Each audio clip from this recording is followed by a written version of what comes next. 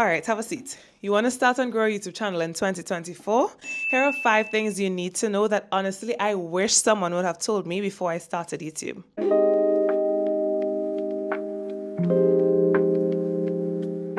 First of all, it is not as easy as it looks or like other YouTubers may make it seem. Forget being casual, commit. Don't just dabble, dive and dive deep. Planning, strategizing, analyzing your content, market research, collecting the data, analyzing your videos and seeing how you can improve on them. It's going to take all of the things to make your channel successful. Don't get mad at me, I'm just saying it is what it is. You can't keep treating it like a hobby, but just don't expect to get paid like a professional. You cannot be casual about this and expect to be successful. As much as this is fun, it is also work. If you want to get paid, you have to put in the hours. I feel like way too often we highlight virality and we don't talk enough about intentionality and quiet consistency and sowing of seeds in silence before actually reaping the rewards. And we need to talk about it because if you're in it to get it quickly, then you're going to quit it when the gratification isn't instant. You can't expect to get a salary if you never show up to the job. Which employer do you know hands out a salary at the end of a month to an employee who never shows up for work? Keep that in mind. By the way, let me just be clear, this is me talking to me here because my channel not even monetized. So best believe I'll be taking my own advice. I see a lot of YouTubers talking about the success of your channel being dependent on the community that you create, but nobody talks about what it feels like actually creating that community. Creating a community on YouTube to me when you're now starting off literally feels like going to school the first day, showing up to class, not knowing anyone and not even knowing if anyone will like you. Maintaining a community on the other hand is literally going to take the same effort you put into maintaining a friendship. You know, when you don't talk to somebody for a long time, at first they will reach out and be like, you know, we haven't seen you in a long time. In the same way they do on YouTube, your community may send you DMs and be like, hey, I haven't seen you posting. Like they will check up on you.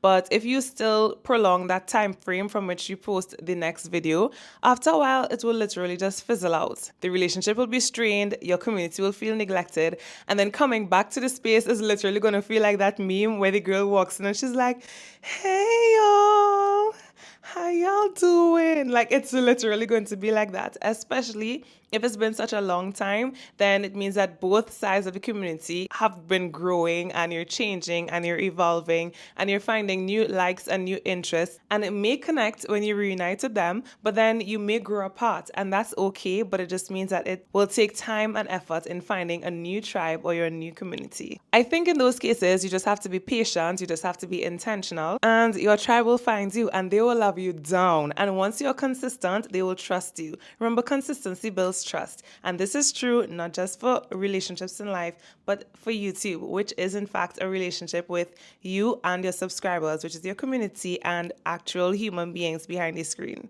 Okay, I feel like the third thing is not the most exciting thing, but it is real and it is true. As great as technology is, it can also be very cruel. Hackers are real, and you can spend a lot of time and energy and hours and years of pouring into a channel, and overnight it can be deleted. And honestly, that's what happened to me. And if you go on my channel now, there are probably like 2 other videos, and it's because my entire channel got wiped one day after my accounts got hacked.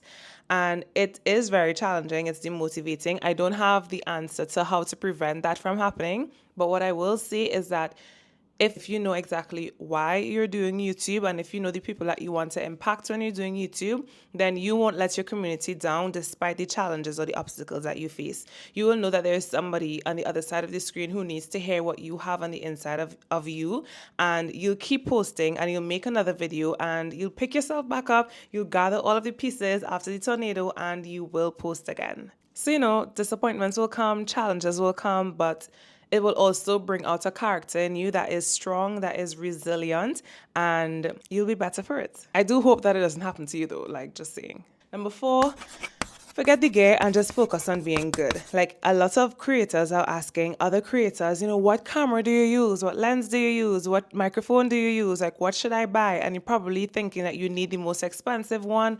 You don't. Especially when you're now starting off, my advice would be to take your money and invest in your mind, invest in gaining knowledge, invest in gaining wisdom on the subject matter that you want to talk about, and you can share from a wealth of knowledge. Now, don't get me wrong, there is space to acknowledge quality. Like, nobody's going to watch a video if it looks like you filmed it on a calculator or in the dark and the audio is unclear. However, what I'm saying is focus more on the quality of the content that you're providing and the value that you're providing over trying to buy the most expensive camera or the most expensive microphone or lighting that costs you a lot. Like, those things will come down the road, but your priority at this point should be investing in what's up here and the quality of what you put out. Okay, number 5, give value before doing vlogs. Maybe you want to start a channel and you're interested about lifestyle content and you want to do vlogs, and that's exciting. But one thing I've realized is that people don't really care about what's going on in your life until you show that you care about them. And one way to show that you care about people is by helping them in their situation or whatever they're going through in life that you may have knowledge about.